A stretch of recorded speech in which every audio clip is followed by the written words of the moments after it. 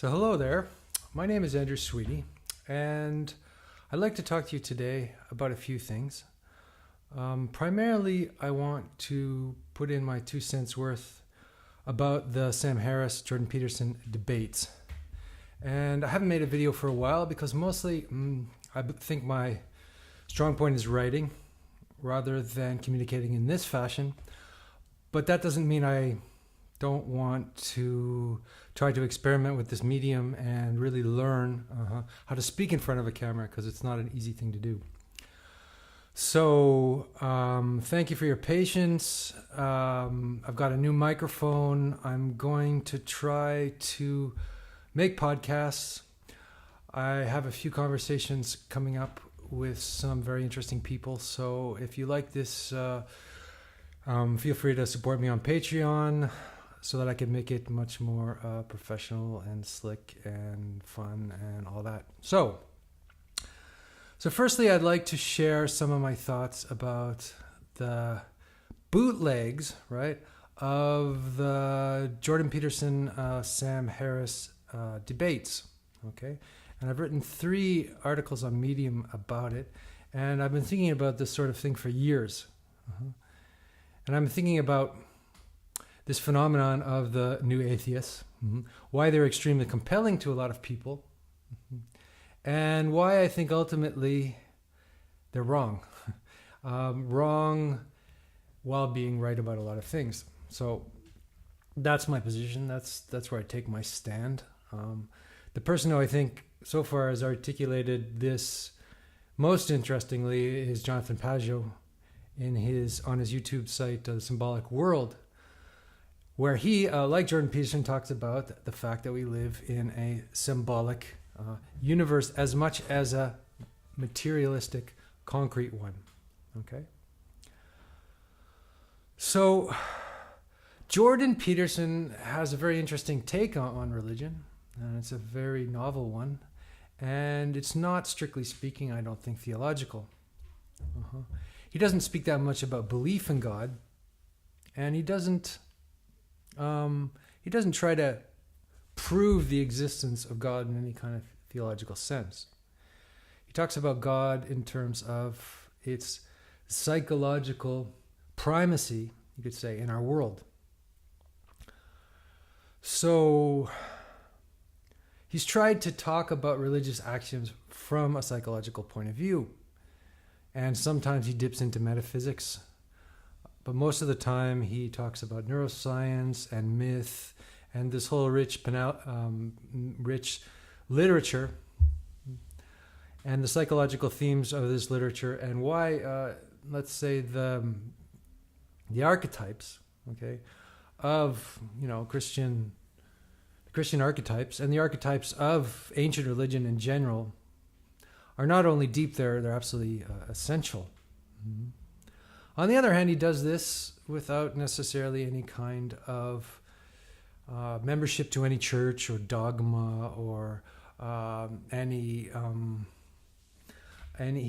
he's not speaking from the point of view or the authority of any particular church.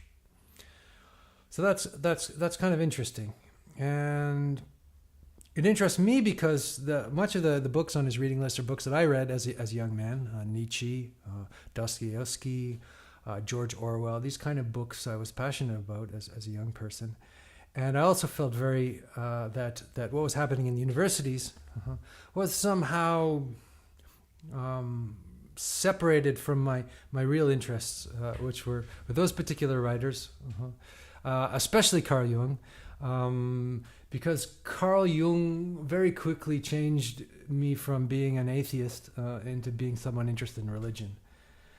This happened when I was a very young person. I read his biography, and it just blew open my mind. In other words, I became less interested in critiquing the church, and not necessarily wanting to become a member of any church, but still wanting to still acknowledging that there's something deep in this archetypal view of the world. So one thing I think that's very interesting about Peterson's discussion, and it's interesting that the person he uses, right, to make his points is Nietzsche. And Nietzsche was perhaps the most virulent, vociferous critique of Christianity ever. He almost despised Christianity. So I think what Peterson is doing here is he's taking the greatest critique of Christian church and try to understand that, and in that sense, steel manning the entire, let's say, post-Nietzsche world, and seeing the positive aspects of that. This might have something to do with the fact that he's talking to Sam Harris. Sam Harris is probably the most articulate proponent of atheism.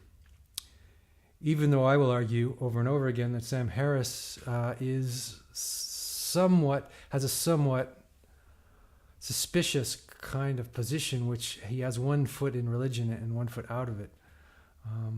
So he's very attached to his atheism, and he's made a whole career on it, and yet he wants to keep the nice, positive aspects of religion, which I think is a sneaky move. But anyway,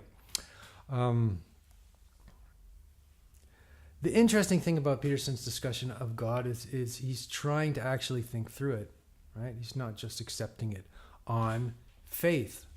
So he's thinking through what this concept of God means and its primacy, in the culture and in our lives, and the fact that, we haven't somehow been able to get rid of God as a concept, right? It just keeps coming back, and it seems like the more that we push this concept away, the more it comes up in pathological forms. And we could see that with the new atheist movement, which is against God, but really makes science into a God. And science is a God in the sense that science is the highest thing, right? It's the way to the truth, okay? And traditionally, God has been the way to the truth. So now people like Sam Harris are trying to replace God with rationality and science.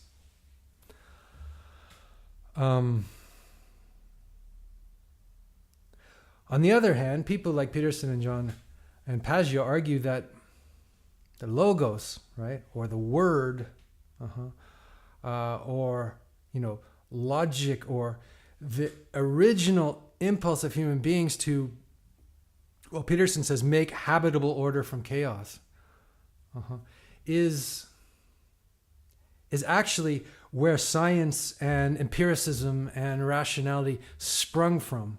That this scientific revolution didn't come out of nowhere, right? It came out of, millennial of sort of thinking about these questions of what it means to be human being and what is truth.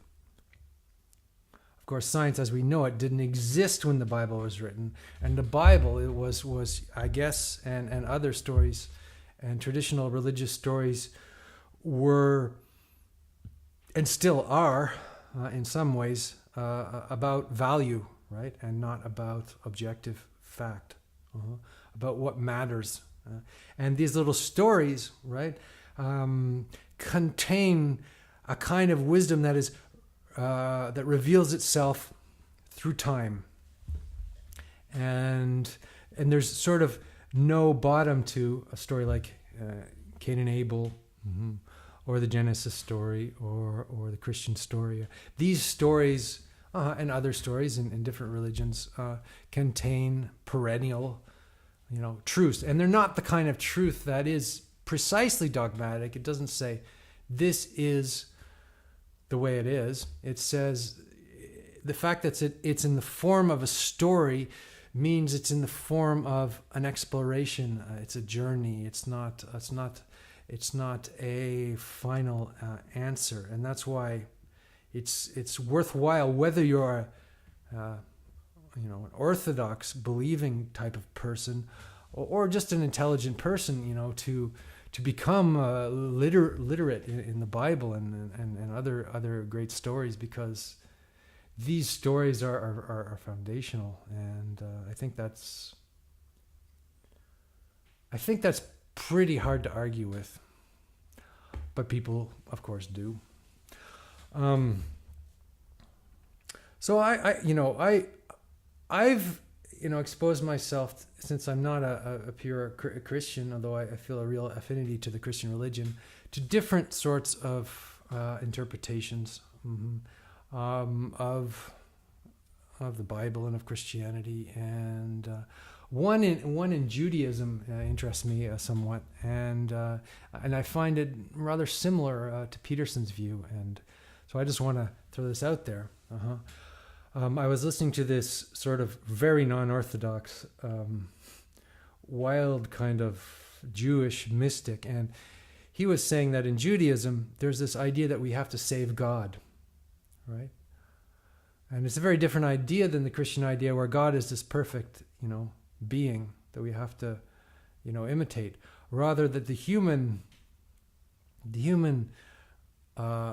goal is actually that God, okay, in the early stories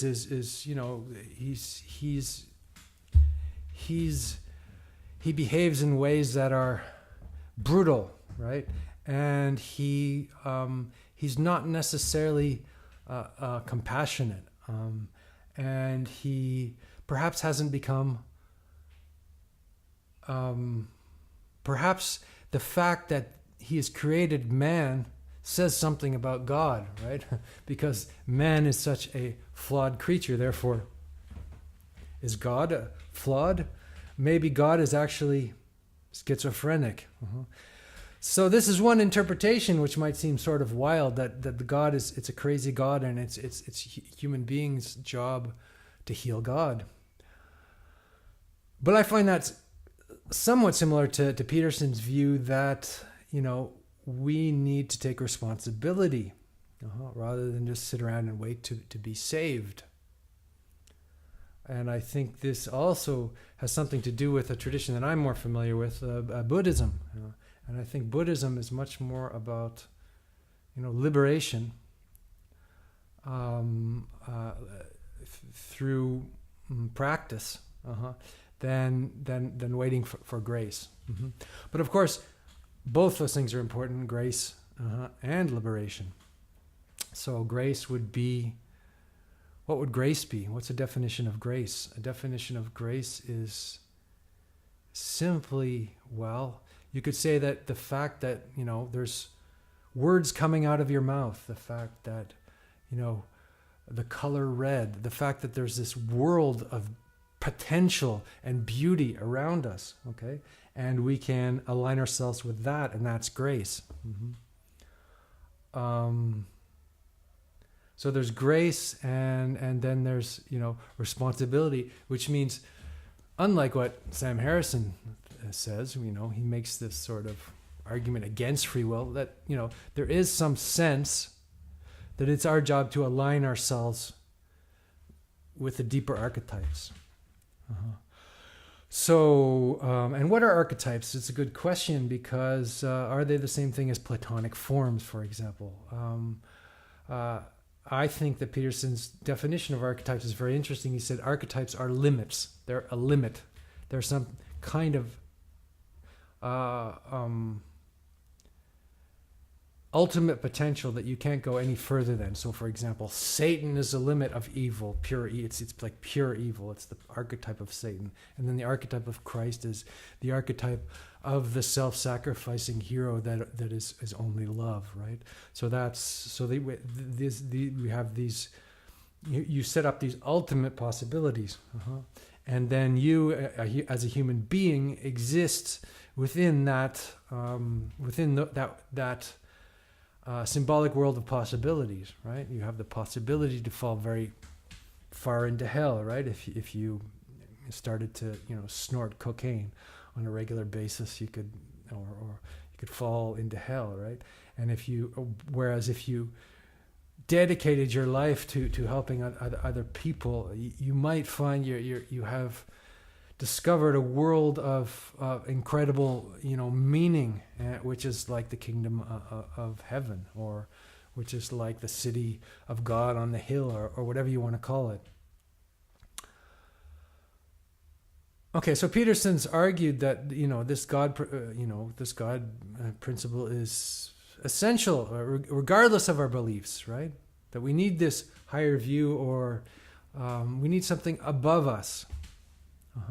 And just as we need to be reminded that there's something below us.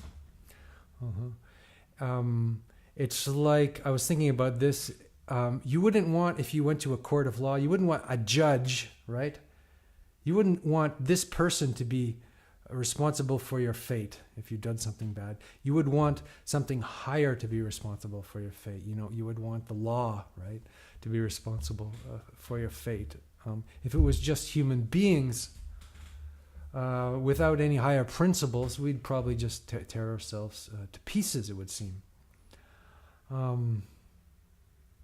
And we can observe all of the 20th century revolutions where people have attempted to build a utopian society based on the 5-year plan and reason and all that, and it's been a catastrophic failure in every sense, right?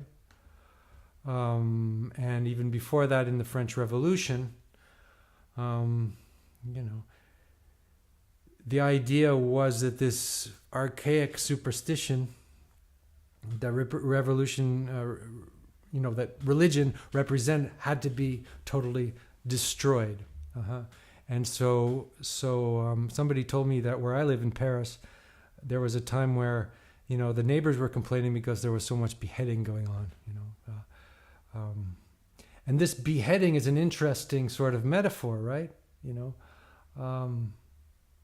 If you separate rationality from the larger body of reality, and you become this sort of rational person where everything has to have this logical, rational reason, you're sort of like this severed head in a way. Like you're not connected with the deeper metaphysical, mythological, mythopoetic substructure, right, of reality. So we can see that this attempt to build a society based on reason, it just simply doesn't work. And because we're not rational, we're not reasonable, and we never will be, and you can't just, we're always governed by these sort of, deeper fields of action, which are old, and we become possessed. We become possessed by ideology, by ideologies, by desires, by all kinds of things, which we're not in control of in a rational sense. So there's this thing called, William Blake has talked about the deep code, and the deep code of the West was what he said was the Bible. And it's funny that I was listening to Eric Weinstein, who's an atheist, and he wrote, "Only archetypes of the kind found in religion are sufficiently deep to explain why human beings behave the way they do." So I often wonder, I want to ask him, so then why are you not a believer? Why are you an atheist at the same time? Why can't you take that extra step? That would be my question for Eric Weinstein. Although at least Eric Weinstein acknowledges the deeper function of religion. So what I found astonishing, I guess, about Peterson is that he's offering religious myth and saying it's of value to both the atheist and the believer. Okay, which is interesting. It's interesting that an atheist would start to study these things. And perhaps there is some honesty in being an atheist, right? If you don't really have any kind of religious feeling, or why would you believe stuff, on this higher authority? I remember Simone Weil, this French philosopher, saying that she was an atheist, and then she had this vision of Christ, and she became a Christian, right? But she said she wouldn't have got to the point of becoming a real Christian if she didn't have the deep skepticism and critical mind that allowed her to get to that point where her rational mind could collapse and a deeper spirit could enter her.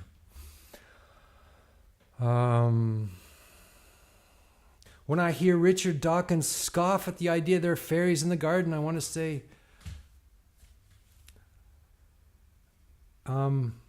you're committing the same error as religious fundamentalists who take the Bible stories literally. You are a fundamentalist if you say there are no fairies in the garden. Of course there are fairies in the garden. Okay? Fairies are, mythological, metaphysical states of beauty, perhaps, mischievousness. I don't know a lot about fairies, but perhaps they do exist. And how do you know they don't? If you are really empirical, perhaps you might admit to the possibility that something exists that you can't, fit in your own limited way of seeing. Mm-hmm. There's vastly different ways of seeing the world. And yes, as Jonathan Pajot said in a recent video, the Tooth Fairy does exist, and Santa Claus does exist, and angels and devils and all these things do exist.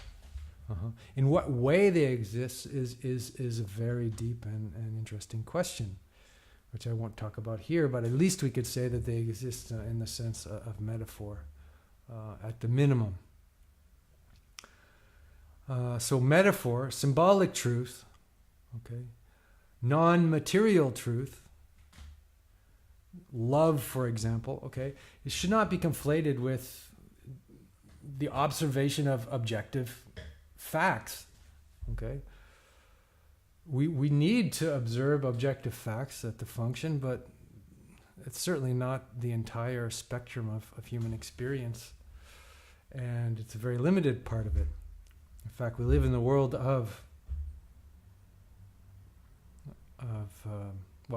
Peterson would say we live in the world of values, of meaning, not merely things, objects.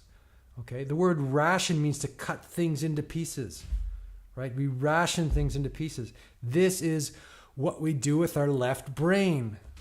This is what allows us to have language. This is fantastic, right? But if you remain just within that rationing of things, you get this fragmented world. It's completely fragmented. It has nothing holding it together. So no wonder people go crazy when you try to violently rip the fabric of society out from under them, like they did in the Maoist revolutions and the Stalinist revolutions, and any kind of atheist revolution seems to have that sort of effect.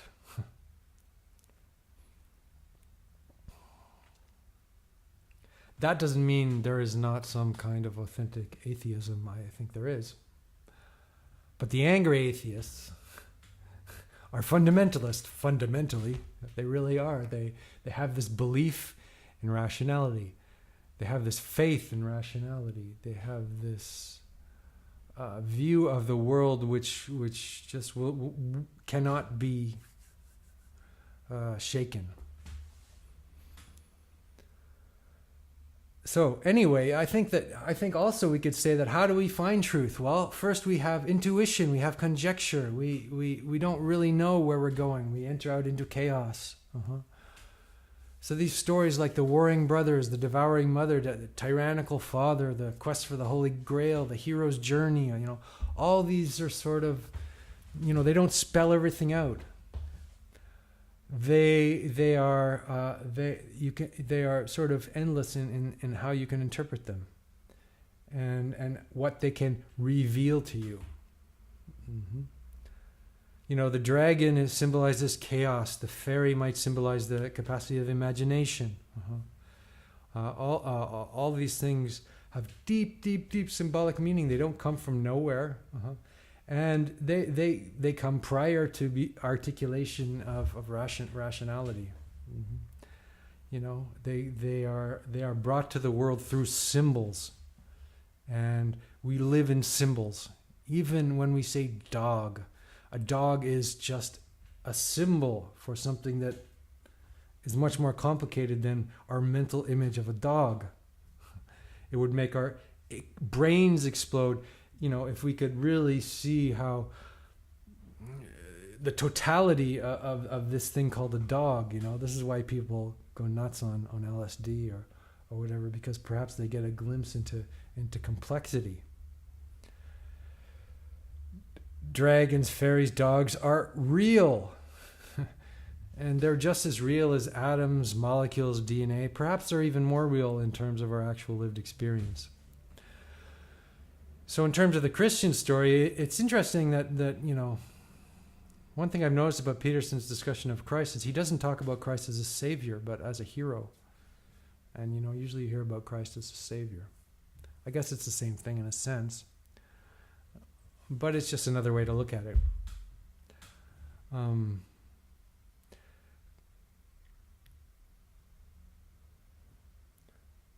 So is Christ a person? Well, that's another question. I don't know if I'm able to answer. Is Christ the ultimate archetype for self-sacrifice? I think Peterson's emphasis is on imitation of Christ rather than sitting around waiting for Christ to save you, right? But again, these things, I don't know if we become saved in the sense of existentially healed until we take a step towards healing ourselves or saving ourselves.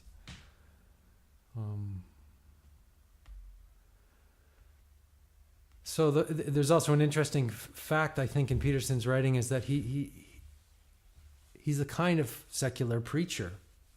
He's taken this evangelical charisma, in a sense, to his lectures, and he talks about science and reason and that kind of thing. So he's able to integrate science and reason. He's able to integrate modern view into something that is passionately alive and engaged. If you go and watch people in a Baptist church, you might think they're bloody insane, but there's something alive about this possession by the Holy Spirit and speaking in tongues and all of this, which the modern, merely rational man, maybe he understands a lot of things intellectually, but maybe he doesn't have this direct heart connection with the rapturous, ecstatic, or deep experiences. So yeah, we need this. We need modernity, and we need to use our rational minds to the best of our ability, but we also need to experience. There's a hunger in the human being for transcendental, deeper, experiences, to step into a state that is beyond the ego, or the self-image, or our limited perception of reality, into something greater. There's this guy named Richard Kearney who had this idea called Antitheism. And it's the idea that Antitheism is an idea for those who have moved away from God, like they've become atheists, and then come back, right? So they recover God after losing God, which is very interesting. And perhaps it's actually part of the Christian story. Jesus he's on the cross and he says, "Why have you forsaken me?" He's become an angry atheist for a moment. And then, so he loses his faith in God, right? And so perhaps this loss of faith and this loss of meaning and this loss of dimension is a necessary stage that the culture has to go through before they can find it again. So do we really need the God principle? Well, depends what you mean by God, as Peterson says over and over again. And I really like that, because he's not giving us a cliche answer. He has this long list of stuff to say. I think I have one of his definitions of God here. God is truthful speech, logos, that rectifies pathological hierarchies and confronts chaos of being itself and generates habitable order, a transcendental reality that is only observable across the longest iteration time frames. God is how we imagine and collectively represent the existence and action of consciousness across time, as the most real aspects of existence manifest themselves across the longest time frames, but are not necessarily apprehensible as objects in the here and now. So what does that mean? Well, it's complex, and I don't know I could give you an answer. But then in the debates between Harrison and Peterson, Harris comes in and says, "Excuse me, Jordan, but is this also the God that says you can't masturbate?" So you can see that Peterson has he has about 12 different definitions of God, and Harris has only one. And his one definition of God is like the bad father, right? The guy who's the one who gives you rules that you don't want to follow. The one who, the tyrant. That's God for Harris. It's the God who says you can't have fun, you can't masturbate, that there are rules and regulations and you have to follow them to lead a good life, and traditional religion. And Harris strawmans traditional religion.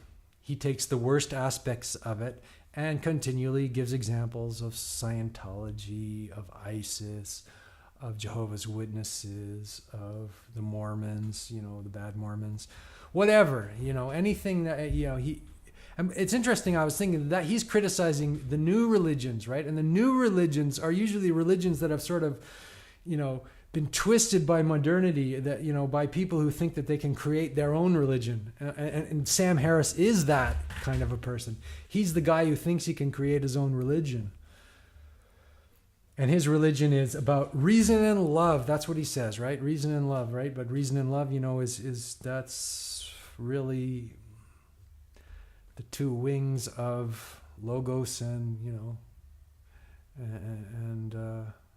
is it agape? I don't know. I forget the terms, but that's very deep traditional Christianity he's talking about. Anyway, I want to say, Sam, listen, we're religious. We're religious people. We are. Even if you don't believe in God, you watch the World Cup and people get hysterical. Or just try having a conversation with the people who watch Waking Up with Sam Harris, the podcast. They will go bonkers on you. The angry atheists will attack you with YouTube comments because they're very virulent. They're on fire with their belief in rationality and reason, that we're going to somehow escape from the dark ages through science and reason and all that. But it's a rather naive view. It's, again, Sam's attack of religion is exactly what he says it is. When he was steelmanning Jordan Peterson's view, shooting fish in a barrel. If you make the barrel sufficiently small and narrow, it's so easy, right? It's so easy to, go through history and talk about the excesses, totalitarian excesses of religion, and see how they operate today as well. And then come to the conclusion that all religion is bad. Say that, life sort of began in the Enlightenment, Western Enlightenment, and all these people in the axial age like Buddha, Confucius, Plato, Jesus, and then tens of thousands of years before that, people who have been trying to live communally together and, have been working with religious archetypes. So you can't just sweep that all away, and we've tried that and it hasn't worked. So the kind of secular spirituality, morality which Sam Harris thinks is desirable could only happen if you have a set of axioms, collective practices and poetic enactments, and that would have to be religion, or you could call it something else if you want. But so Sam Harris is self-contradictory. He's a fundamentalist, and his relentless attack on religion is ahistorical. It's facile. Certainly, he's the only one of the new atheists who believes there are transcendental states. Only he refuses to acknowledge the context in which they were born. He discards the teachers and the lineage and that whole rich mythopoetics, right? What he wants is religion based on his own authority, his own human authority. So Jordan Peterson has about 25 different definitions of God, and for him, God is a working principle. And something to be in awe and afraid of, just for the fact of creation, I suppose. Whereas Sam Harrison is talking about a very different God, and it's the kind of God that nobody really believes in, not even a smart 16-year-old.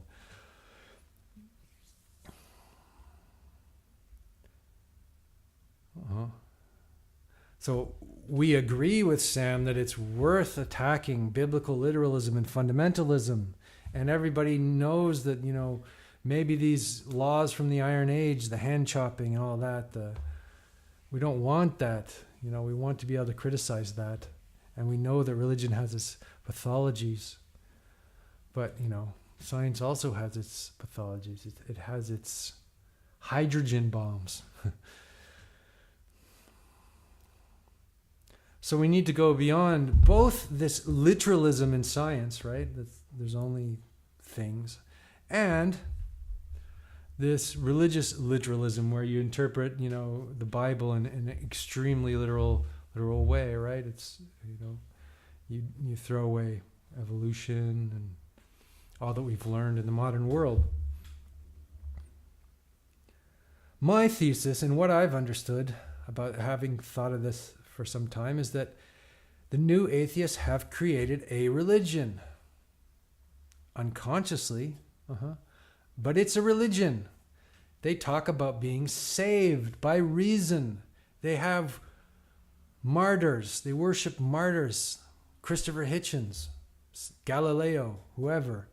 They wear long white robes. They have costumes. They get together in stadiums for, I said ecstatic recognition of reason, the God of reason. There's all these new atheist priests out, and they don't say they're priests, right? Because they're better than that, but they're still priests. Richard Dawkins has a summer camp, and in the summer camp they try to explain to people that there's really no such thing as Santa Claus, the Tooth Fairy, and all those things are just childish, myths, and we have to grow up and become rational, and that the scientific method is the only one way to get to the truth. Well, Sam Harris doesn't say that precisely. He says, oh yeah, the stories are nice, the songs are nice. He makes very light of those things. You never hear him talk about literature or poetry or art or music, or at least in the most reductionist ways, because he's completely entrenched in this scientism and this ideology of scientism. So at the same time, he's a curious guy, and he's gone and met religious teachers. He's met great Buddhist sages, and traditionally when you meet a great teacher, you bow down to them and you say, please give me the teachings, and then you practice these teachings, and it takes years, and then you learn something. But Sam Harris goes and meets them, and he says, oh, I like this part, and I'm going to keep this, and then you can keep all the rest. It's a very arrogant, point of view. It's like the adolescent who just won't admit that he has parents, right? He's angry about his parents. He's angry about all the bad things his parents does, so he says, I have no parents. I feel it's not a mature view of the world. Because if a mature view of the world involves recognizing that there are things greater than you. So there's something empty in this disembodied, merely rational vision of spirituality. It's like the entire mythopoetics and I said this word before because I like it, mythopoetics. It's myth and poetry. It's this rich symbolic lore. You can't just throw it away.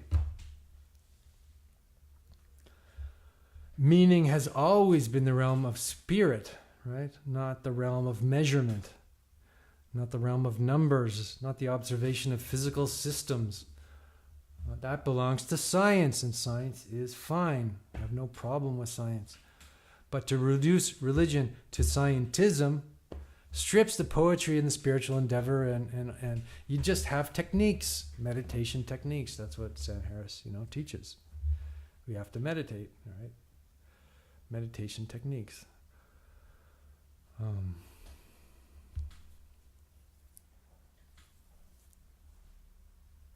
So Peterson's trying to build a bridge, Jordan Peterson, to from religion from let's say his training in biology and evolutionary biology to the great truths of religion, which is he says what he's adding to this Jungian business of archetypes. He's adding the biological element, and so I think that's very fascinating. But it's not actually new. Most of the earliest scientists were pretty religious. You have Hildegard de Bingen, you have Francis Bacon, you have Isaac Newton, you have Johannes Kepler. They were all religious, okay? And the new atheists would say, oh yeah, that's because if they weren't religious, they would be killed. And well, maybe not. The inconvenient fact is that modern science was born from a consciousness igniting itself through religious structures and practices. And nobody believes in the God that Sam Harris doesn't believe in, except for a few maybe a lot of crazy people. But if you're having a discussion with educated, modern people, you can talk on their level. The Harris that God is. The God that Harris is talking about is the God of ISIS and Scientology. It's the God of modern deracinated religions, as if they represented the entire history of all religion. He puts them all in the same soup. It's just an easy game to play. It's the God who doesn't want you to masturbate. It's the God who has all these bad rules. It's the God of a bad consciousness. And yes, there have been many, many murderous religious dogmas over the Iron Age. And is this the entire phenomenology of religion? Well, religion has some nice music. Harris says yes, but we don't need all that other stuff. We don't need any kind of laws. But in fact, you do need laws. You do need rules. You do need borders. You do need ways to understand reality. You can't start from a tabula rasa state. And, if you looked in Maoist China, you see these enormous statues of Mao. It's obviously, when you tear apart the traditional religion, the secular religion moves in. And that's something that's not very pretty. And also is much more murderous. Atheism wins the award for mountains of corpses for a mountain dead. This atheist religion. So legalism, dogma. This is only one aspect of religion. But if you listen to Harris, you think that religion, that's all that there is in religion. Yeah. But there's many, many interpretations of religion. Many. Some are even saying that God is an illusion. I'll let you investigate what those are. That there's actually two Torahs in Judaism. There's the Torah of laws, and that's a punishment because people don't really want to meet God directly, and that there's actually something else called the spiritual Torah, and that's when you speak directly to the divine.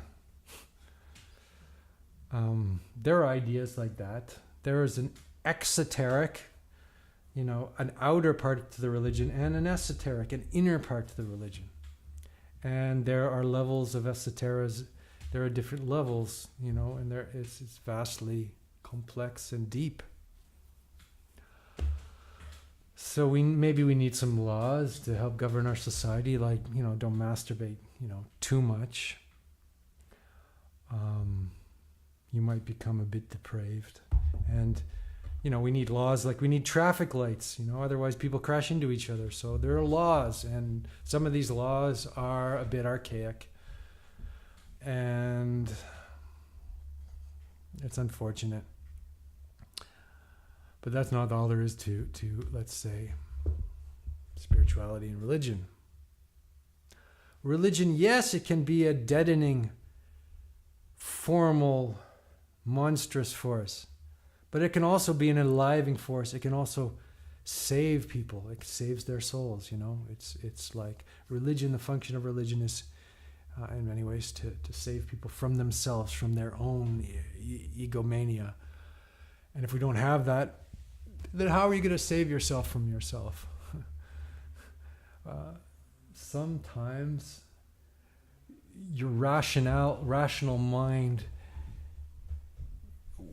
is not the answer. Sometimes you have to invoke things that are beyond yourself, whatever that is. And, at a certain point, language doesn't go there. We can't hardly talk about it. But, people have been having religious experiences since the beginning of time, and they always will.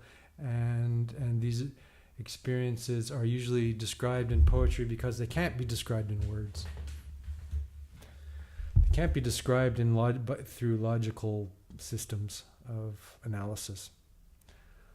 And there's a range of practices, from virtue practices to inner yoga practices, to prayer, to all kinds of imaginative collective activities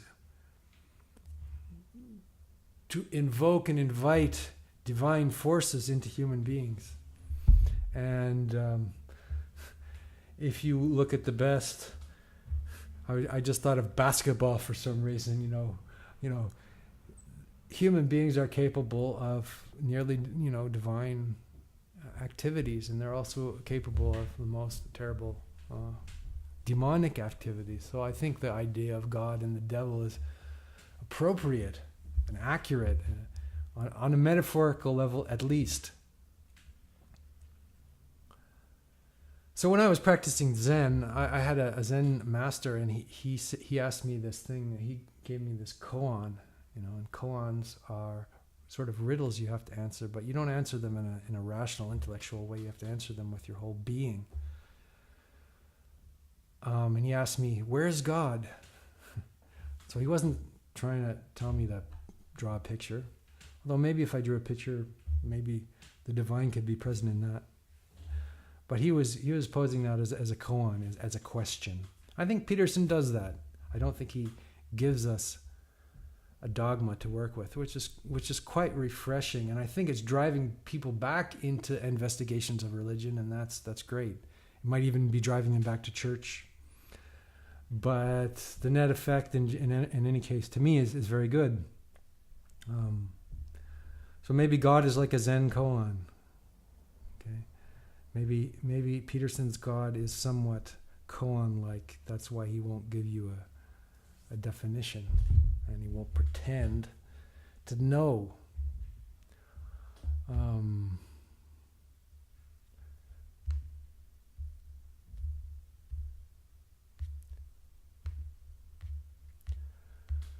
So, again, I want to say that guys like Sam Harris are priests, in a way. They're secular priests.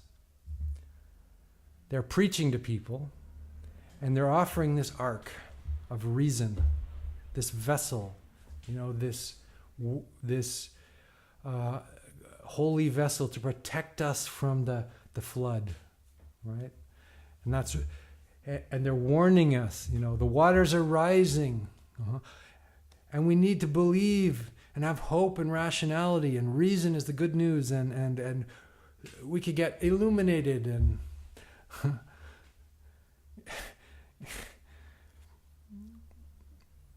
everything we fear is outside of reason, is outside that world that we can describe.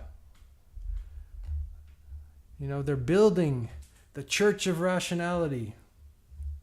And in that church, we will build a world of limitless well-being and reasonableness. Religious metaphors abound within the philosophy of Sam Harris, and they deify rationality. And rationality, there's been ancient cults of materialism and rationality, and they're a continuation of this church of rationality. It's almost humorous to notice how highly unreasonable and defensive they get in the YouTube comments when you question their quasi-religion. They make straw man effigies, of the devil to burn, and they tell us that we're going to be safe in this prescribed rational world, the world we can name, analyze, describe, as if that's all there were. They tell us to believe in human reason, have faith in the scientific method. They've built this wall, I say it's like the Mormon temple in Utah. They're like the most virulent Bible thumpers. They don't notice they've absorbed this religious substructure and fundamentalist view. It's in their language, in their beliefs, in their ethics. It's not even bad faith when it comes to Sam Harris. I believe he's in good faith. He's just monological. He's nearly impossible to break through. It's the same sort of spell that he accuses the religious fundamentalists of being subject to. He takes the Bible literally. He's not going to abandon his atheist family, his belief system.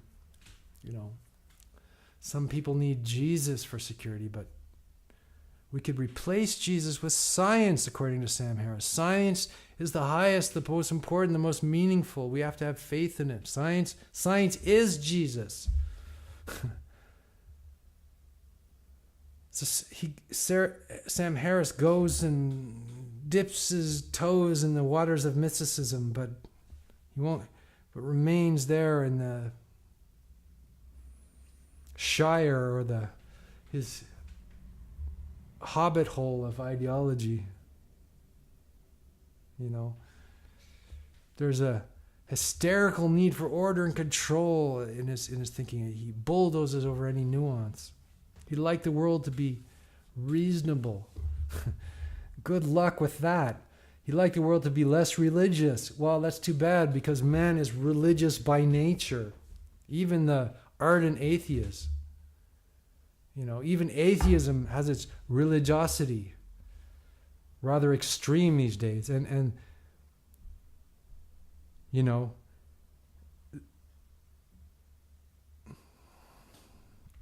there's this cult of materialism. It's a cult. And it always has been. Because human beings make cults. And a healthy cult is perhaps a religious community. And an unhealthy cult is one with a skewed ideology, which tends to manipulate people. But we have to go, as Peterson says, outside the walls of ideology, where we find the anomalous, the surprising, the unexpected. There's danger there, but there's a call to adventure. We find allies and fellow travelers outside the walls. We find dragons and dark riders. We find maybe even a princess. Sam Harris does not like to speak in these terms, but he does anyway. We cannot be fully rational, in control, right? If we remain too much in our heads in the realm of analysis, we can't really experience life fully. That's why there are stories, literary tropes, metaphors. This bypasses the rational part of the brain. Yeah, the merely rational brain, it rations again. I said this again. It's like you cut up things into parts, like the way you dissect a pig fetus in biology class.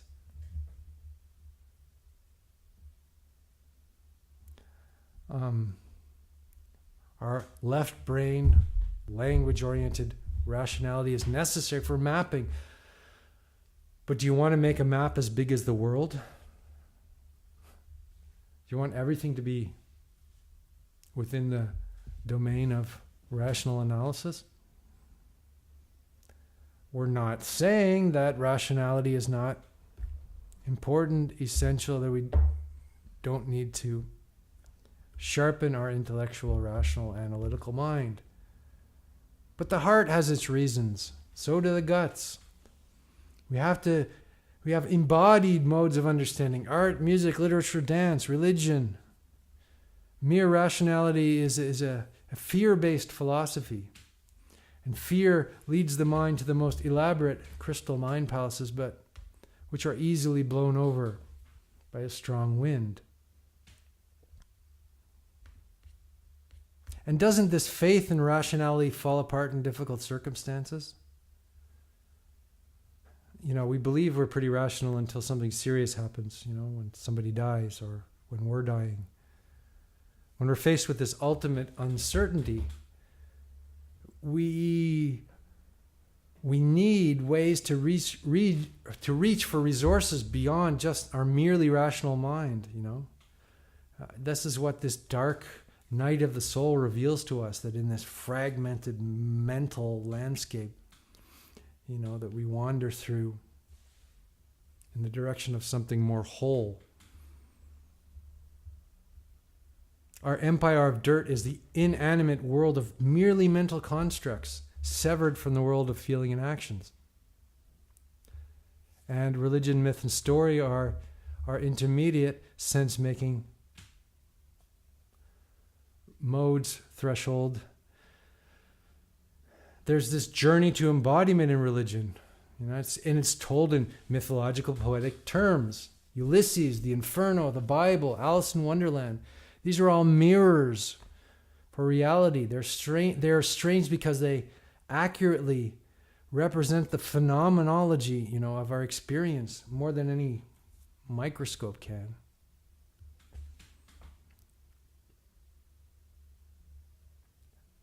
I was listening to the song "Hurt" by Trent Reznor, right? Actually, the Johnny Cash version, which is a masterpiece. And it's a masterpiece because it's almost like a pure prayer coming from a dying man. It's confessional. He's speaking of redemption in the face of his own death. He's looking at his creations and seeing how they are nothing, right? His empire of dirt, right? They don't matter unless the spirit is alive still, and unless one is in connection to something deeper than mere things.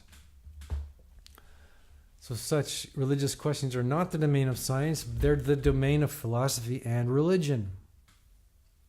So there's a paradox to this, again, this cult of reason. It considers the mind to be this sort of magic box that makes any kind of argument, right? You can construct any kind of argument. You can solve any problem. The transhumanists are trying to solve the problem of death to make us live forever.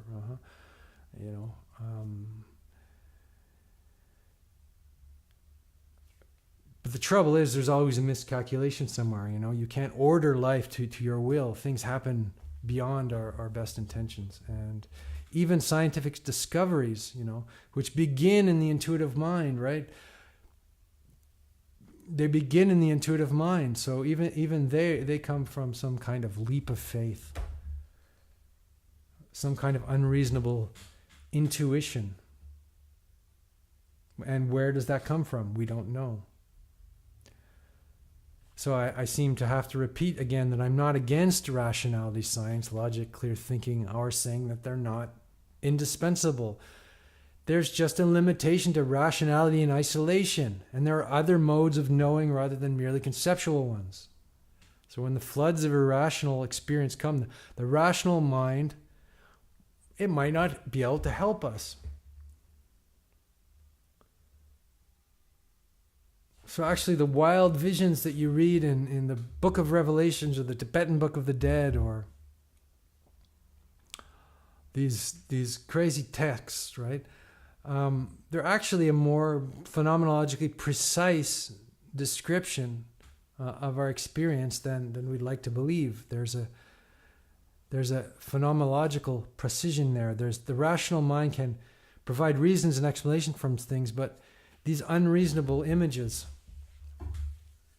somehow speak to our deeper nature. And of course, when we're deeply engaged in the world, the rational concepts are a background phenomenon, or they disappear. They're not what matters. And we're not always rational. We fall in and out of rationality. We become disoriented. Our ego dissolves. We experience this in dreaming. Or even when we're walking down the street, some irrational thing might come to us, come to our minds. It's the stuff bubbling up from the unconsciousness. But if we are truly empirical, we would not discount such phenomenon. We would not just remain within the waters of ordinary conceptuality. We might dive into these experiences in a different way. So, making habitable order from chaos is one of Peterson's tropes, but he also warns of too much order, too much rationality, right?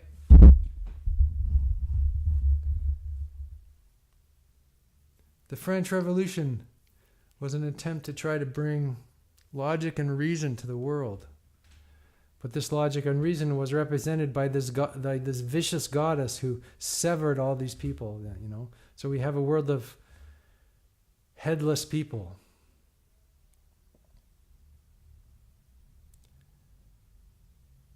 There's no limit, right, to the mind, right, to what we can fabricate, to what we can create with reason.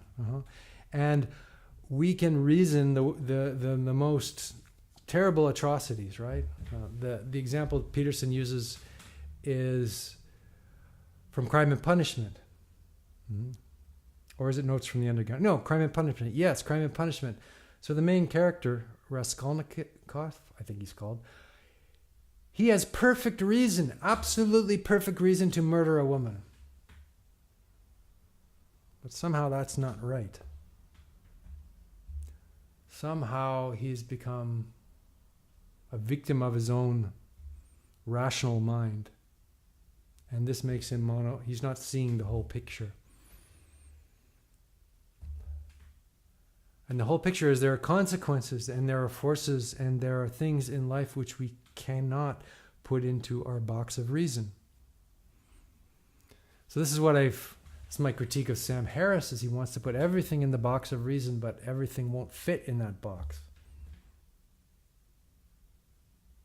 You can almost admire his dedication, right, to this project that he has, but it's a dubious project. And unfortunately, Sam Harris is a religious fundamentalist, in my view. And I was inspired, and I got this point of view from a video by Jonathan Pageau, which you can, which I'll put in the links below this video, and I'll also put something. There's also some links to my Patreon site if you want to help me with this. With this channel, because I am going to try to make a podcast, and I am going to try to talk to people, and I'm going to try to prove production value, but your help is most appreciated, and anybody wants to help me get this thing off the ground, please be in touch. And thank you for listening to these ramblings.